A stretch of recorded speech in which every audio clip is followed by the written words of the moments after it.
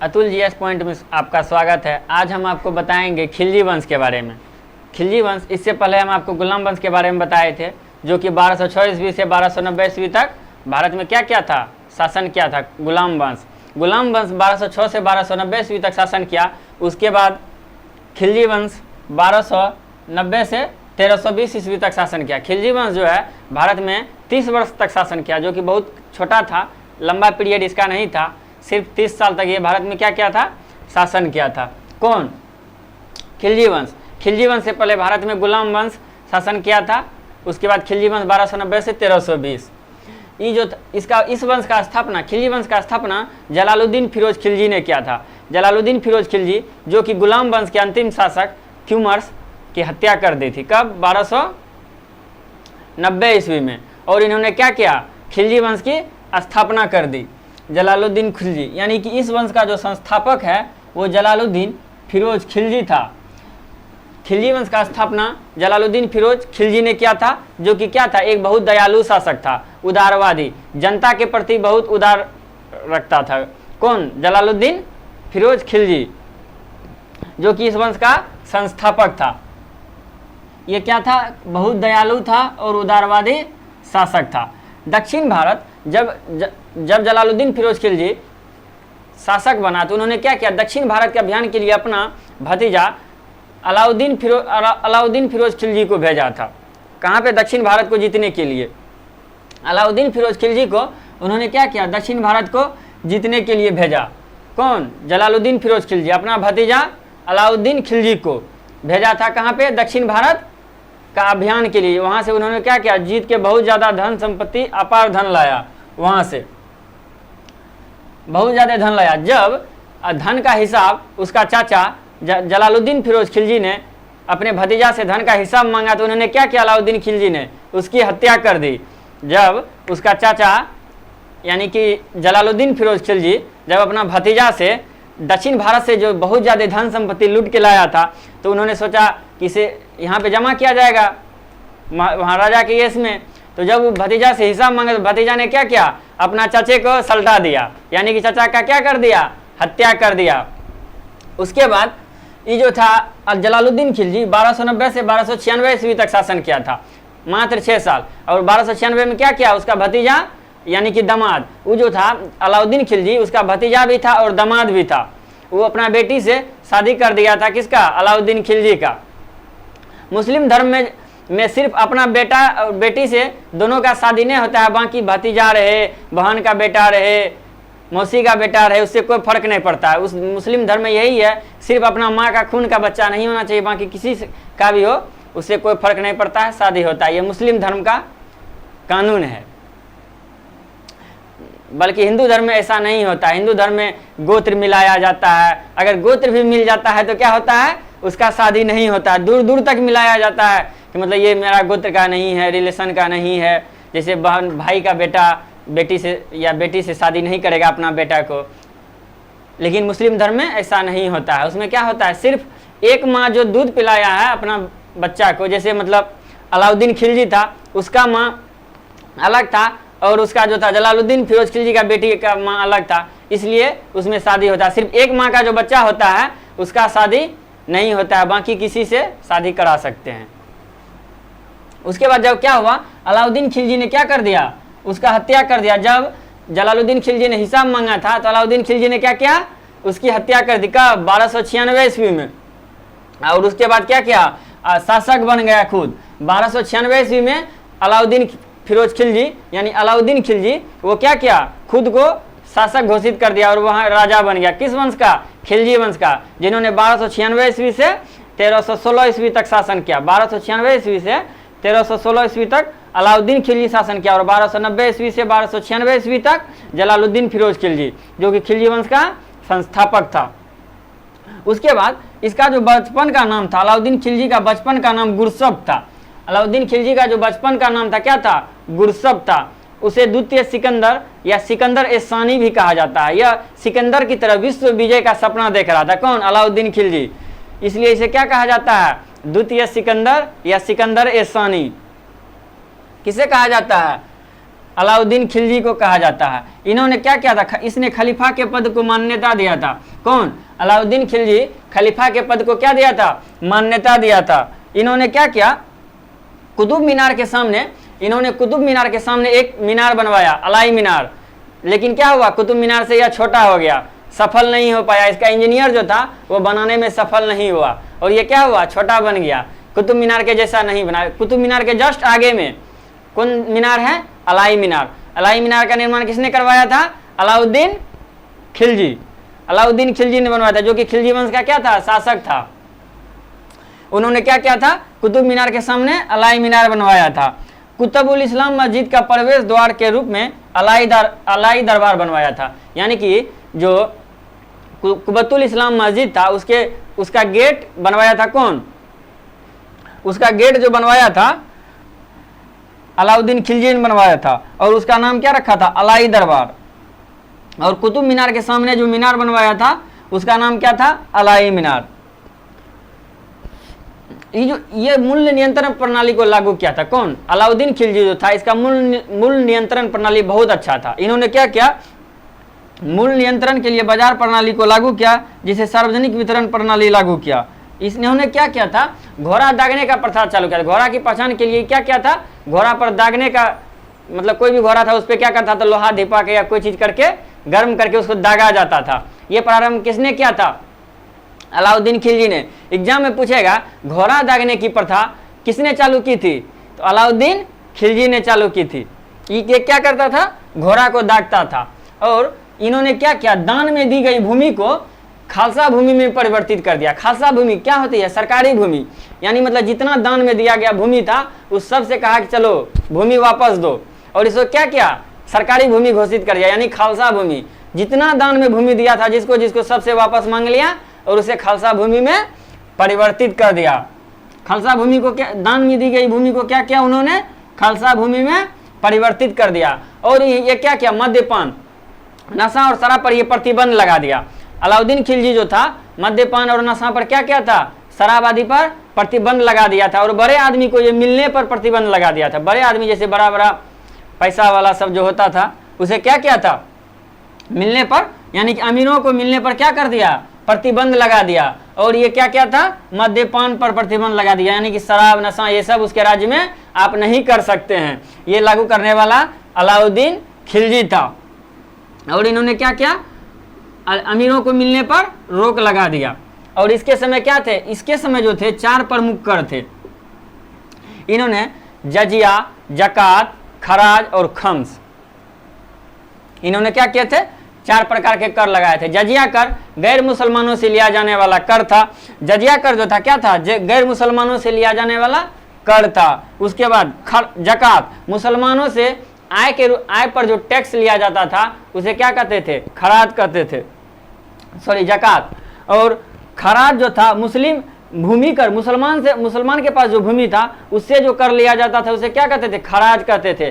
Comes सैनिक से लिया जाता था।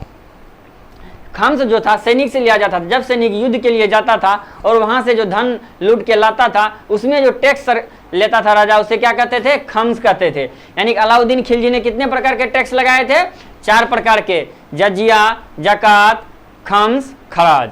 जजिया, जकात, खम्स, खराज, ये 4 प्रकार के टैक्स लगाए थे। जजिया कर जो था वो क्या था, गैर मुसलमानों से लिया जाने वाला एक प्रकार का कर था। उसके बाद जकात जो था वो मुसलमानों से लिया जाने वाला आय पर टैक्स था, जकात। खम्स सैनिकों से लिया जाता था, जो कि सैनिकों से जो लिया जाता था खम्स कर, वो जब सैनिक युद्ध में जाता था और वहां से जो लूट कर लाता था धन संपत्ति सोना चांदी, उससे जो टैक्स लेता था उसे क्या कहते हैं, खम्स कहते हैं। और मुसलमान से भूमि कर जो लिया जाता था उसे कहते थे खराज। क्या कहते थे, खराज। यानी कि जजिया, जकात, खराज और खम्स।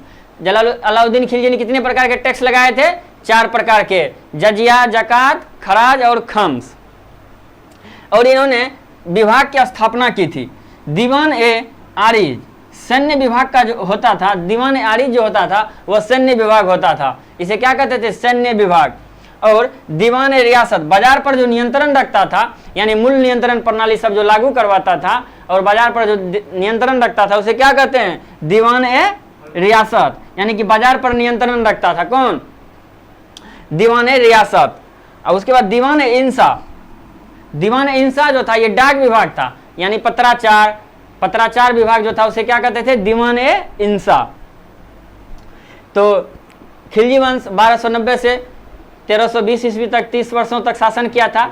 इस वंश की स्थापना जलालुद्दीन फिरोज खिलजी ने की थी। इन्होंने क्या किया था? 1290 ईस्वी में गुलाम वंश के अंतिम शासक क्यूमर्स की हत्या करके खिलजी वंश की स्थापना कर दी। इन्होंने क्या किया था? दक्षिण भारत के अभियान के लिए अपने भतीजा और दामाद, यानी भतीजा भी था और क्या था? उसका दामाद भी था। दक्षिण भारत के अभियान के लिए अपने भतीजा या दामाद अलाउद्दीन खिलजी को भेजा था। अलाउद्दीन खिलजी ने क्या किया? वहां पे बहुत सारा धन संपत्ति लूट के लाया, और जब जलालुद्दीन खिलजी ने उससे हिसाब मांगा तो वो क्या किया? अपना चचा का हत्या कर दिया, सल्टा दिया उसको। ले तू नहीं रही, तुम रहेगा और ना तुम हिसाब लेगा। क्या किया? अपना चचा को सल्टा दिया और क्या किया? राजा बन गया। कब? 1296 ईस्वी में। और 1316 ईस्वी तक वो शासन किया। कौन? अलाउद्दीन खिलजी। अलाउद्दीन खिलजी को द्वितीय सिकंदर भी कहा जाता, क्योंकि अभी सिकंदर की तरह विश्व विजय का सपना देखा था, विश्व विजय पाने के लिए, इसलिए इसे क्या कहा जाता है? द्वितीय सिकंदर भी कहा जाता है। इसने खलीफा के पद को क्या दिया था? मान्यता दिया था। और इन्होंने क्या किया था? एक नया धर्म, अलाउद्दीन खिलजी जो था एक नया धर्म चलाना चाह रहा था, लेकिन क्या हुआ? यह असफल हो गया। इन्होंने मौलाना सब अलाउद्दीन खिलजी को सलाह दिया कि यह धर्म नहीं चलाइए, नहीं तो नहीं चलेगा। क्या हुआ? नया धर्म जो चलाना चाहा वो क्या हुआ? असफल हो गया, वो सफल नहीं हुआ। नया धर्म कौन चलाना चाहा था? अलाउद्दीन खिलजी, जो कि असफल हो गया था। और कुबतुल इस्लाम मस्जिद का प्रवेश द्वार के रूप में अलाई दरबार बनाया था। कुबतुल इस्लाम मस्जिद के सामने क्या बनाया था? प्रवेश द्वार के रूप में अलाई दरबार। और कुतुब मीनार के सामने क्या बनवाया था उन्होंने? कुतुब मीनार। कुतुब मीनार के सामने उन्होंने अलाई मीनार बनवाया था। सेम कुतुब मीनार का नकल करने का कोशिश किया था। कौन? अलाउद्दीन खिलजी, लेकिन वह सफल नहीं हो पाया। क्या हुआ? कुतुब मीनार के सामने वो बनाया जो था मीनार, उसे अलाई मीनार के नाम से जानते हैं। एग्जाम में पूछेगा अलाई मीनार का निर्माण किसने करवाया था? अलाउद्दीन खिलजी ने करवाया था, जो कि क्या था? खिलजी वंश का एक शासक था। इन्होंने क्या किया? अलाउद्दीन खिलजी ने दान में दी गई भूमि को क्या किया? खालसा भूमि में परिवर्तित कर दिया। और इन्होंने क्या किया? अमीरों को मिलने पर प्रतिबंध लगा दिया। अमीरों के मिलने पर प्रतिबंध लगा दिया। और मद्यपान पर भी इन्होंने क्या किया था? प्रतिबंध लगा दिया था। इसके समय 4 प्रमुख कर थे: जजिया, जकात, खराज, खम्स। जजिया जो था गैर मुसलमान से लिया जाने वाला एक प्रकार का टैक्स था। खराज जो था, जकात, वो मुसलमानों से आय के रूप में लिया जाता था, आय के रूप में टैक्स लिया जाता था जकात। खम्स जो था सेना से लिया जाता, सैनिक से लिया जाता था, जो कि सैनिक युद्ध के लिए जाते थे और वहां से जो लूट के आते थे उसे टैक्स जो लिया जाता था उसे क्या कहते थे? खम्स कहते थे। जकात और खराज जो होता था मुसलमानों से लिया जाने वाला भूमि कर, मुसलमान से जो भूमि कर लिया जाता था उसे क्या कहते हैं? खराज कहते हैं। और इसके जो प्रमुख विभाग थे, इन्होंने विभाग की स्थापना की थी, जिसमें था दीवान ए आरी। सैन्य विभाग का जो होता है दीवान ए आरिज था। और दीवान ए रियासत जो बाजार पर नियंत्रण रखता था उसे क्या कहते थे? दीवान ए रियासत। और दीवान ए इंसा पत्राचार विभाग यानी कि डाक विभाग का जो देखरेख करता था उसे क्या कहते हैं? दीवान ए इंसा कहते हैं। पत्राचार विभाग पर जो देखरेख करता था उसे दीवान ए इंसा कहते हैं। खिलजी वंश के क्या सैन्य अभियान के बारे में, खिलजी वंश का जो सैन्य अभियान हुआ था उसके बारे में देखेंगे। इन्होंने क्या किया था? इसने अलाउद्दीन खिलजी जो था उत्तर तथा दक्षिण भारत, अलाउद्दीन खिलजी उत्तर तथा दक्षिण भारत क्या था? दोनों जगह पे अभियान किया था। लेकिन दक्षिण भारत पर इसका आक्रमण करने का मेन उद्देश्य क्या था? धन लूटना, वहां पे साम्राज्य का विस्तार करना नहीं था। अलाउद्दीन खिलजी का जो दक्षिण भारत पर आक्रमण करने का मेन उद्देश्य था क्या था? वहां से धन लूटना है, वहां पे अपना साम्राज्य को स्थापित नहीं करना था। और इसके समय अलाउद्दीन खिलजी के समय जो है ना सर्वाधिक मंगोल आक्रमण हुआ था। अलाउद्दीन खिलजी के समय क्या हुआ था? सर्वाधिक मंगोल आक्रमण हुआ था। और 1297 ईस्वी में इन्होंने क्या किया था? गुजरात के शासक कर्णदेव को पराजित कर दिया। 1297 ईस्वी में अलाउद्दीन खिलजी ने गुजरात के शासक कर्णदेव को पराजित कर दिया। और वहीं पर एक मल्लिक काफूर नामक हिजरा नामक व्यक्ति को 1000 दिनार में खरीदा था। इसलिए इसे क्या क्या था, 1000 दिनार में किसको खरीदा था, मलिक काफूर। कब, गुजरात अभियान के दौरान, जब 1297 ईस्वी में गुजरात गया था, वहां के शासक कर्णदेव को पराजित किया था, तो वहीं पे क्या क्या था, मलिक काफूर का जो नाम था चंद्रराम था नामक हिजरा, वो क्या था, हिजरा था मलिक काफूर। उन्हें 1000 दिनार में खरीदा था। कौन, अलाउद्दीन खिलजी। और 1301 ईस्वी में इन्होंने क्या किया था, रणथंभौर को जीता था। 1301 ईस्वी में अलाउद्दीन खिलजी ने किसको जीता, रणथंभौर को जीता। और 1303 ईस्वी में इन्होंने पद्मावती के लिए चित्तौड़ पर आक्रमण कर दिया। 1303 ईस्वी में इन्होंने क्या किया, एक महिला के लिए क्या किया, चित्तौड़ पर आक्रमण कर दिया और वहां के राजा जो था रतन सिंह को पराजित कर दिया। जब पद्मावती को यह बात पता चला कि मतलब रतन सिंह हार गया युद्ध में, तो उन्होंने क्या किया, जोहर कर लिया। वहां की चित्तौड़गढ़ की महिलाएं थी वो क्या की, जोहर कर ली, आग में कूद के। जोहर जो होता है क्या करता था, जब वहां का राजा युद्ध करने जाता था तो वहां की महिलाएं सब क्या करती थी, अपने महल में एक बहुत बड़ा कुंड बनवा के उसमें आग लगा देती थी। और जब पता चलता था कि हार गए तो वो लोग क्या करती थी, उसमें कूद जाती थी सब महिलाएं सब। इसी को क्या कहते हैं, जोहर कहते हैं। और पद्मावती ने क्या किया, जब पता चला कि रतन सिंह हार गया युद्ध में, तो वो क्या किया, अपने आप को जोहर कर लिया। कहाँ की, चित्तौड़गढ़ की महिलाएं। और क्या क्या था, 1330 में पद्मावती के लिए चित्तौड़ पर आक्रमण किया था, वहां की महिलाओं ने क्या किया, जोहर कर लिया।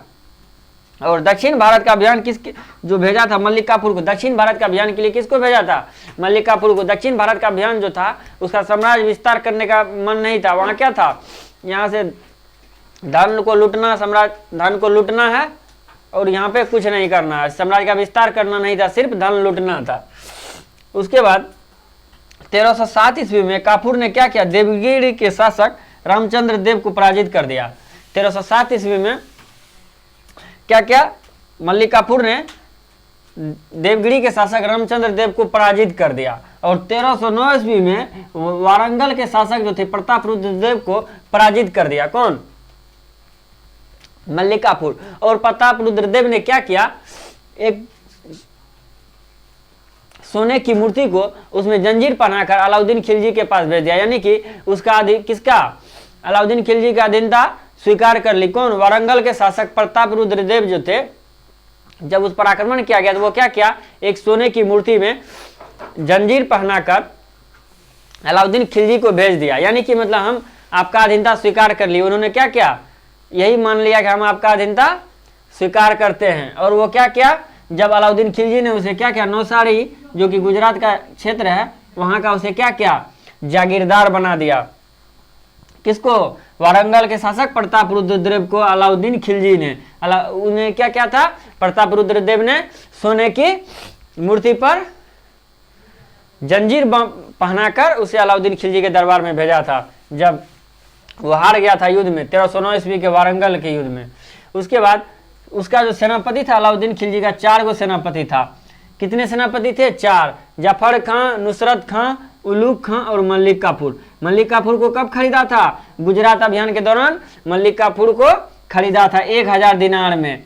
ये क्या था, मलिक काफूर एक हिजरा था। मलिक काफूर क्या था, एक हिजरा था। और 1316 ईस्वी में मंगोल से लड़ते समय क्या हुई, इसकी मृत्यु हो गई।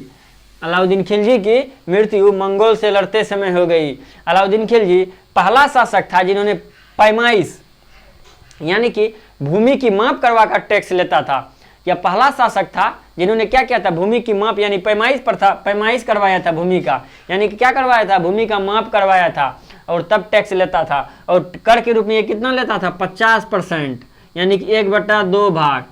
कितना टैक्स में लेता था, 50%, यानी कि 1/2 भाग। और दक्षिण भारत जो इसका उद्देश्य था क्या था, केवल धन लूटने के लिए। इन्होंने जो दक्षिण भारत पर आक्रमण किया था उसका मूल उद्देश्य क्या था, वहां से धन लूटना है, वहां पे साम्राज्य अपना विस्तार नहीं करना है। कौन वंश का, खिलजी वंश का।